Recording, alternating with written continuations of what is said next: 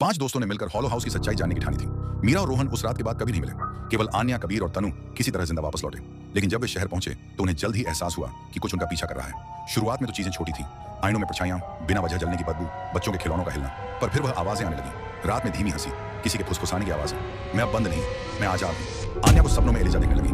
वह अब सिर्फ हवेली की आत्मा नहीं रही थी, वह अब हवा में, परछाइयों में, अंधेरे में समा चुकी थी। कबीर ने पुराने ग्रंथों में पढ़ा, अगर आत्मा डर से ताकत ले रही हो तो वह किसी शरीर में समाकर खुद को अमर बना सकती है। तनु धीरे धीरे बदल रही थी। वो चुपचाप रहती, नींद में चलती और कई बार एक अनजानी भाषा में बड़बड़ाती। एक दिन उसने आईने में खुद को देखकर कहा, मुझे बस एक शरीर चाहिए और अब वो मुझे मिलेगा। शहर में मौतें शुरू हो गई। एक शिक्षक की आंखें जल गईं। एक बच्चा चिल्लाता रहा कि वो औरत मुझसे बात करती है। गायब होते लोगों की लाशें मिलती थी, आंखें जली हुई और होंठ सिरे हुए। आन्या और कबीर ने एक पुरानी किताब से पता लगाया कि एक आत्मा को हमेशा के लिए कैद किया जा सकता है, लेकिन उसके लिए किसी को बलिदान देना होगा। वे एक सुनसान मंदिर में वो यंत्र लेकर पहुंचे जिससे आत्मा को बांधा जा सकता था। वो आई, आग की तरह, जलती आंखों और भयंकर चेहरे के साथ। उसकी चीख से मंदिर की दीवारें हिल गईं। तभी तनु आगे बढ़ी।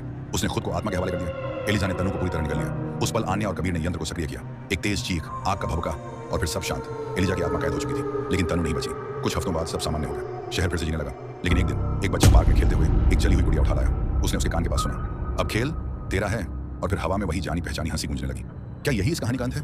अगर आप चाहते हैं पार्ट 4 तो सब्सक्राइब करें और कमेंट करना ना भूलें।